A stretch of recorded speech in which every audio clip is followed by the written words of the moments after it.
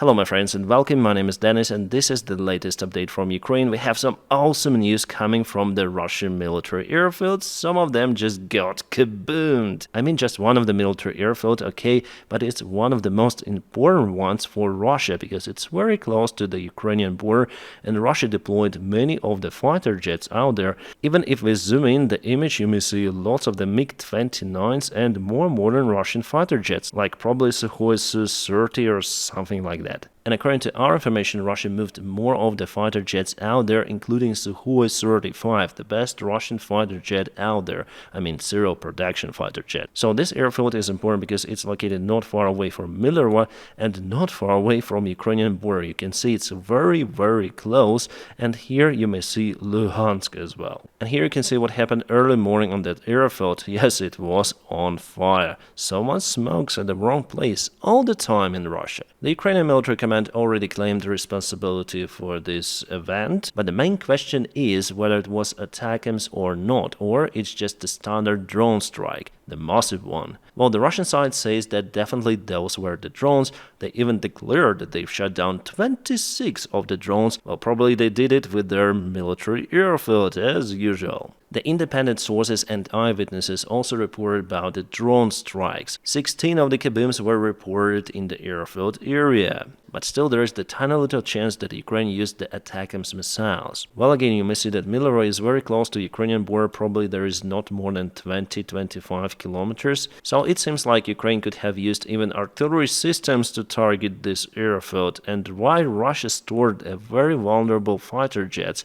Well, because actually Russia occupied this part of Ukraine. So the distance to Ukrainian-controlled territory is not that short. Let's check out the deep state military map because they have the ruler tool, which is more useful compared to Google Maps distance measuring. So let's take the ruler and check the distance from the airfield to Ukrainian territory. Well, it's 16.7 kilometers, but as you can see, the distance to reach Ukrainian-controlled territory is really far away, 154 kilometers.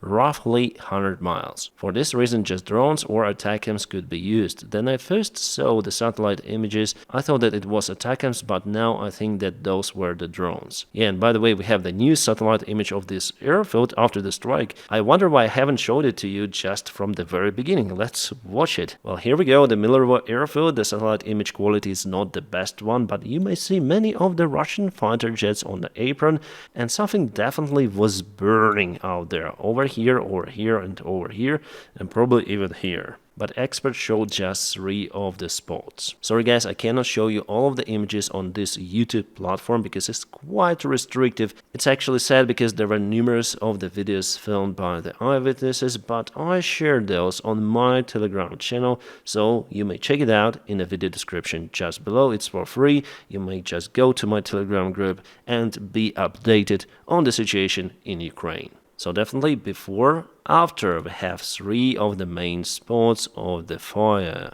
One of the spots is the technical hangar. The other one is just the field nearby. Maybe Russia had something underground out there. And obviously the fuel and oil storage for the Russian fighter jets. Why not? And if we zoom in the Google image again, you may find all of those facilities. This hangar, by the way, is also close to those Russian good fighter jets. Good, I mean modern. Here are some of the vehicles, and this area was burning, and here we have kind of the strange field for football probably. Well, okay, and here's the jet fuel storage facility. According to Ukrainian officials, Russia suffered tremendous losses in technical equipment of the airfield. That was the main goal of Ukraine, to hit that technical equipment and seize at least temporarily the operation of the Russian military aviation in this particular place. As we understand from the Russian logic and from their real actions, they send more and more fighter jets close to Ukrainian border because they expect that Ukraine will obtain F-16s very, very soon,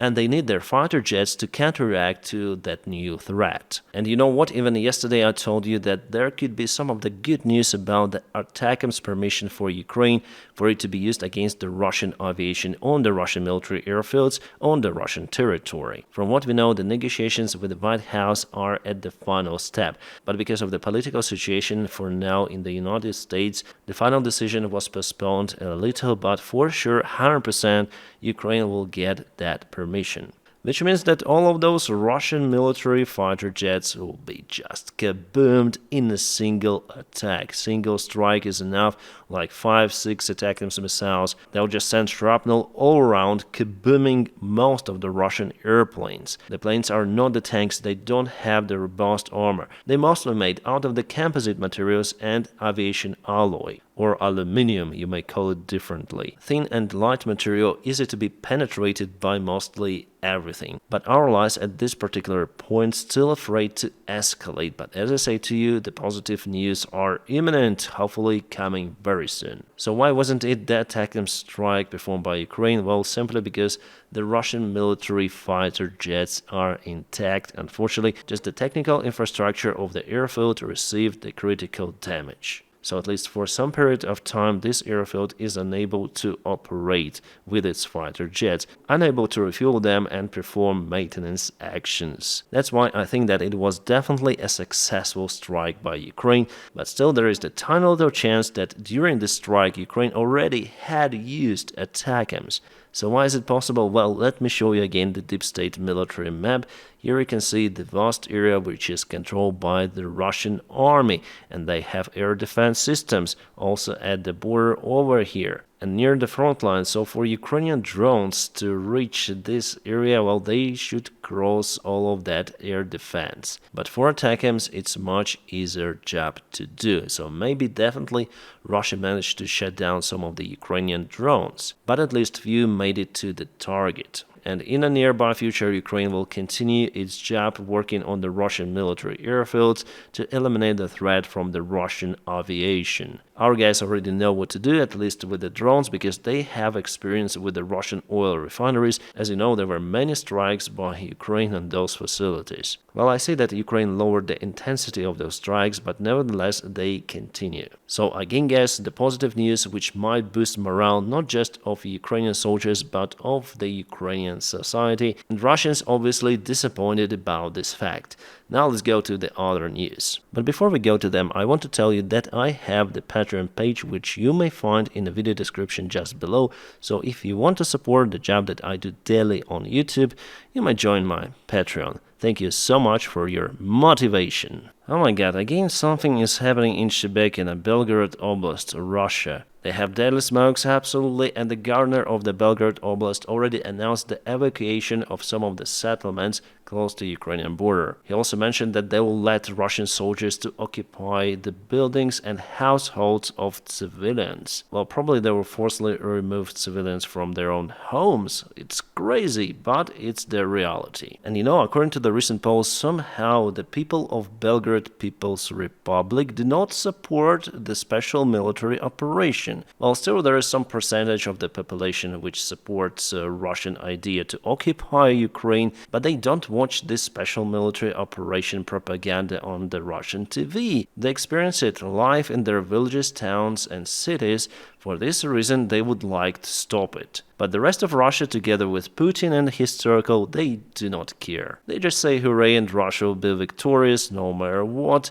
But people of Belgorod's People's Republic think differently. What do we have here is the book Russian Air Defense System, Temporary Alive, the same system which Russia used to shut down Malaysian Boeing 777 on the way to Kuala Lumpur. But this time, book was shut down. And clearly it's not a decoy. No, Russian propaganda. It's the real system, because you see how the rocket fuel is burning. Spectacular kabooms always for the air defense systems. So Ukraine tries to eliminate the Russian air defense also because F-16s are coming soon and we need to get rid of that threat. Remember I told you about Sukhoi 25 Russian attack airplane that was shut down yesterday? Well, today we have the video confirmation about the case. The airplane just disassembled in the skies, the part of the wing separated and it was flying down. Cracking, crushing and burning in the skies. Pilot didn't make it out. But what is happening in Russia? Why are there so many people on the streets? Well, they're actually protesting because they have blackouts. What's kind of strange because most of their power stations are working quite fine, plus they have power lines, but somehow they don't have the electricity in their homes. So what they do, they go for protests, they block streets. Their governor came, say that everything is fine, who cares? And police saw Rosguard start to arrest people. Well done, Russia, well done. By the way, Putin continued to blame cryptocurrency and mining farms. They consume lots of the electricity. That's why electricity is not enough for the other people. What can I say? Logic. Guys, just 3 days ago there was the massive Ukrainian drone strike on Crimean facility, and I already told you about it. There were also some of the drone boats which hit the Russian infrastructure. Well, today we also obtained the satellite images from the place. Definitely there were some of the kabooms. It is hard to tell of what was out there, but what was there is no longer there. Yep, it is one of the bays of Crimea. About the drone boats, well, they hit the local piers out there, and also damaged one of the small Russian boats. Orban, what happened to you? Why are you so sad?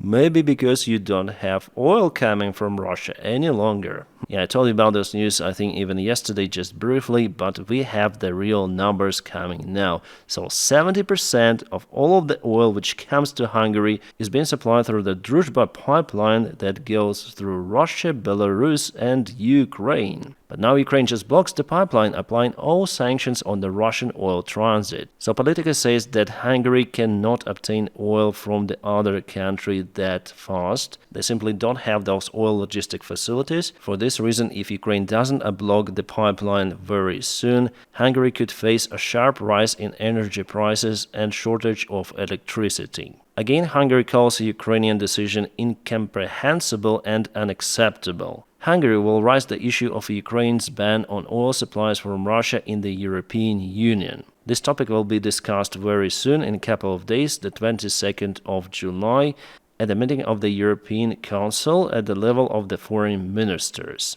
Well, we'll see how it goes. Maybe Council will even support Ukraine. And because it happened just after so-called Orban's peace trip, probably Ukrainian side didn't like the idea of this voyage. And here comes the main question from my side. If Hungary is so dependent on Ukraine, as we may see, why do they behave like dickheads? No, I don't mean Hungarians. I love you guys. Hungarians, you are awesome.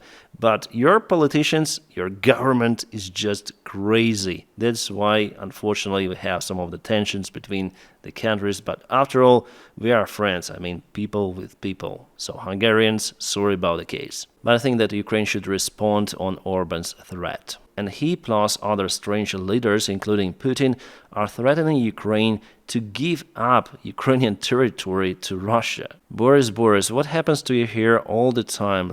Just leave Trump's barber and find your own. Well, I'm speaking about Boris here because he got a conversation with Trump recently, and he wrote kind of the interesting article about Ukrainians' perspective and how they see the war could end. Well, the main thing that Johnson believes that Trump understands that Ukraine's defeat would be a huge loss for the United States. Following possible Putin's victory, it would not only mean Ukraine's defeat, but also that Putin would not stop, leading a catastrophe of Europe, America, and the entire world. So that's what we are all scared of. If allies would just leave Ukraine, unfortunately, after some time, Russia could be successful in putting, for example, their own puppet government in Ukraine, or gathering some forces attacking Ukraine one more time after a couple of years. So Boris Johnson and probably Trump also agreed on that stuff. That's good. Also, Boris believes that Trump could end the war on terms favorable for Ukraine and the West. But here starts kind of the strange rhetorics. The idea for victory for Ukraine is to get the borders of February 24, 2022, so without Crimea and the vast parts of Donetsk and Lugansk oblasts. And from this point, while I was reading the article, I understood that mostly it's the fantasy of Boris Johnson and his personal fiction story and how he sees it. Yeah, they spoke with Trump, but they're completely out of the ground here. And if Donald Trump thinks that they could bring back everything, no, it's not possible. I mean, from any sort of the perspective, from Ukrainian and from Russian. Russia already put in their constitution Kherson, Zaporizhia, Luhansk and Donetsk Oblast, and they need that. How would Putin now explain to his people that, okay, we put Kherson Oblast in our constitution, now we're gonna remove it because we don't need it any longer? All the soldiers, like thousands and tens of the thousands of soldiers who lost their lives fighting for this oblast, well, from this point, we don't care. And I believe that there will be a huge anger, first of all, among that community, that military bloggers, they don't really like Putin even now. And if he just gives the territories back, they will not understand it. There will be some sort of the internal clashes in Russia, 100%. Also for Ukraine, it will never agree to give Russia all of the Donetsk and Luhansk oblasts. It will fight for its lands. But those guys, well, they do not understand what is happening in Ukraine. They do not understand the actual picture. They live in a parallel world. It's absolutely impossible to return to February 24, 2022. No. And you cannot deal with the Russian regime. They say that they want to return everything and they want to continue trade with Russia. Oh my god, that's what they write actually. Globally restoring relations with Russia through Trump's mediation, with the possibility of returning to times when Russia was was a respectable partner of G8 and even NATO. Boris summarizes that the plan is tough and will require the strength, determination and nerves of steel. Well, Boris, the plan is not tough. It's not possible. I have just this hysteric laugh because even I understand what is happening in Ukraine. I read the social media. I know the mood of people. And I read also the Russian side and I see what the Russian government is doing. Their aim is not to negotiate with Ukraine till the borders of February 24th. No, they want to occupy all of the Ukraine. It's their goal. And still there are some of the politicians who do not understand that stuff. So he started his article from positive things, but later on I understood that it's just madness. Well, the only option to return for some sort of the dialogue between Ukraine, Russia, or between Russia and the West is just to collapse the Russian regime. Putin should go together with his FSB circle, but they're not willing to do it. That's why the war continues and will continue until Putin thinks that he's capable to reach his goals in Ukraine. So the duty of the Western politicians shouldn't be to make the deal with Putin, but to deal with Putin. For now, not directly, but through Ukraine. Europe and America, you have the opportunity to really deal with the Russian regime by supporting Ukraine more.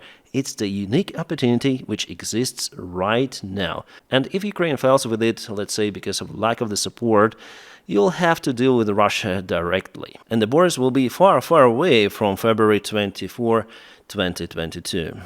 Hi folks, I had the privilege of meeting Donald Trump this week, not long after he'd survived the appalling attempt on his life, and I once again came away convinced that he has exactly the right courage and indomitability to stand up for Ukraine and to make sure that evil does not prevail. And to understand why I think that, read my column in the Daily Mail.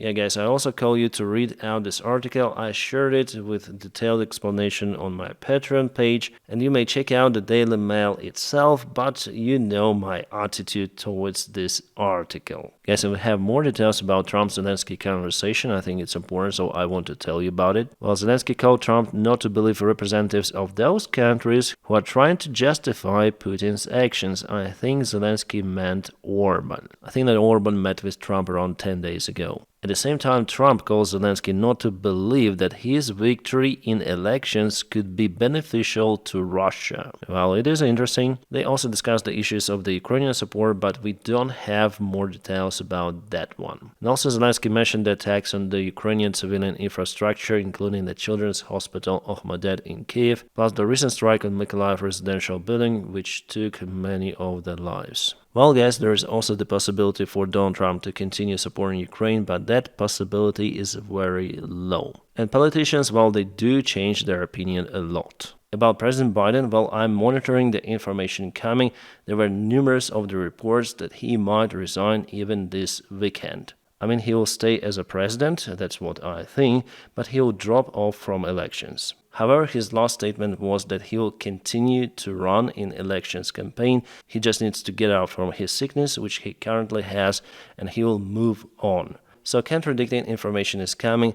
We're going to see this weekend what happens with Biden. We know that there were some of the remarks from Donald Trump towards Taiwan, so the Taiwanese defense minister says that Taiwan must rely on itself for defense against China. And believe me or not, but Taiwan actually can defend itself in a possible military conflict with China. Because actually the modern Chinese Communist Army is good on the paper mostly. They don't have the military experience. There was the military conflict between China and Vietnam. It's called the Sino-Vietnamese War, and there China lost. China was some sort of the aggressor there. They launched the offensive operation against Vietnam, but Vietnam also wasn't good. It occupied Cambodia, so China wanted to secure their ally probably. So the conflict lasted for 1 month and China was forced to withdraw its troops. And according to Wikipedia, combined, China has more losses. And now we're speaking about the island in the middle of the sea, and China somehow needs to occupy it. Well, it could be the biggest military operation and also the landing operation in the human history. And we see the signs that definitely Communist China is looking for this scenario.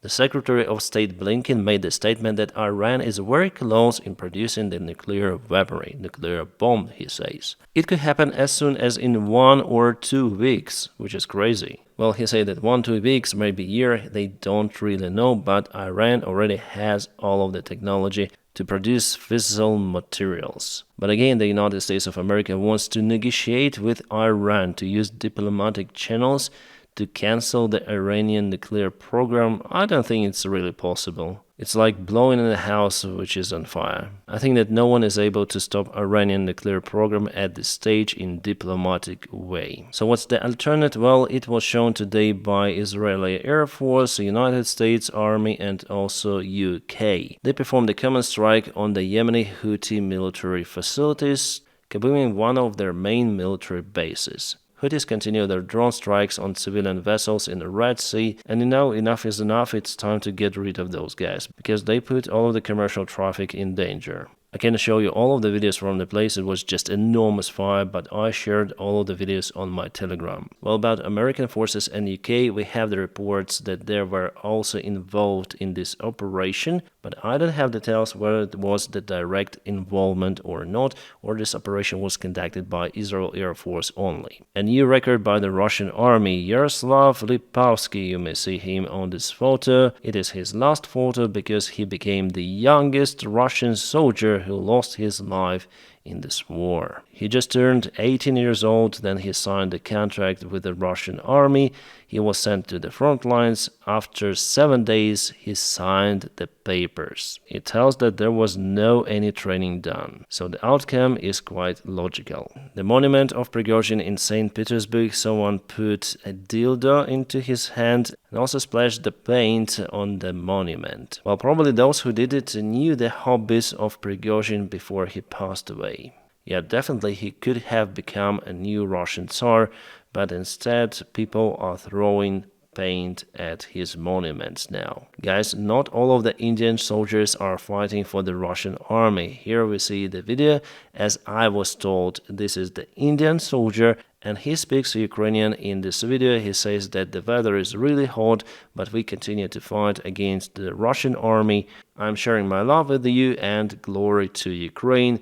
Well, this guy is awesome. And you know, he speaks Ukrainian even better than some of Ukrainian members of parliament. Okay, here I'll share just this screenshot. Ukraine continued to eliminate the Russian supply lines. We have tons of the videos of the Ukrainian FPV drone strikes. Alright guys, and now let's check out the front lines. I always put those news at the end because Russia unfortunately gains more ground every day. Yeah, little by little, but we may say that they still have initiative, unfortunately. And as you can see, they advanced in many of the areas. I'm quite worrying about progress. So they occupy this village almost fully, but they also create this some sort of the encirclement for Ukrainian forces. According to the recent report from the Deep State military map, our guys are still over there in those 3 lines. So they need to get out from the place as soon as possible. But yet, according to the latest information again, they haven't received this order. And let's check out the timeline. So it was yesterday and it is today. So I expect that this window might be closed even tomorrow. And Russia is definitely quite successful with this attack vector. Before they advanced towards Ruzzia, they've occupied this village. Later on, advanced towards Progress, occupying this one. So they continue to go with their Klaus tactics, the tactics of the Second World War, but it works for Russia. Yeah, they have lots of the losses every time with every move, but they might afford those losses, at least for now, and Ukraine is forced to retreat to save its army. And definitely they're very close to cut this road, which is the main supply line for Ukrainian army in this region in general. And you know, guys, our military bloggers and experts say that if that continues with this pace, sooner or later Russia might reach Pokrovsk. But the problem is that there are no any defense lines being built by Ukrainian army. I mean, no significant defense lines were built. This information we have from one of the military bloggers who went to this area and who spoke with the soldiers, so I know what I'm talking about. Somehow Ukrainian military command is still unaware of the possible future threat to Pokrovsk. And Russia isn't that far away, just 20 kilometers to reach Pokrovsk. It's nothing in the modern day war with a long-range weaponry. They already may reach Pokrovsk using their artillery. Honestly, guys, to be fair, I expected much better situation for Ukrainian army this July after the military bill was supported by the United States Senate and Congress, but it seems like still it's not enough for Ukraine to keep the ground and to repel all of the Russian attacks. Actually, Russia prepared for the summer campaign, moving all of their resources, and now they go all in to take as much ground as possible. Well, hopefully Ukraine will be able to stop the Russian advancement even before they reach this critical road. In Krasnohorivka, Russia also took more ground. They're very close to occupy all of this town, and later on, obviously, they'll move westbound. Here the main point is Kurakhove, but from the information I have, definitely Ukraine built significant defense lines before it. Also, Russia advanced towards Pyshchana, which is the last village before reaching Oskil River. The situation is also not so great for Ukraine in Kupiansk direction because there was the small movement from the Russia on the northeast side, and also today they occupied one of the village. Again, they create the situation, then they advanced from two of the sides with the Klaus. And from this area, let's go to the south, where Russia also moved a little towards Andriivka village. It's a tiny little village, but here you may see that the fight is ongoing just over here. Also, we have the report from one of the Aidar officers, it's the battalion of the Ukrainian army, that Russia sent reinforcements to the Kharkiv region, to the northern part of it, and they even managed to get more ground. And they move towards the Staritsa village. Here the elevation is higher compared to this area, 230 meters, 190 meters. So Russia uses this advantage attacking from the uphill. So before Ukraine was successful in Vovchan city, but Russia now tries different areas searching for the weak spots in Ukrainian defense. But in general, I don't think that Russia has managed to restart their offensive in the Kharkiv region. Basically, it's already a failure. My friends, and now please don't forget to press your huge like to this video. By doing so, you help me a lot. And as usual, I wish you all a peaceful sky wherever you are, and have a great time.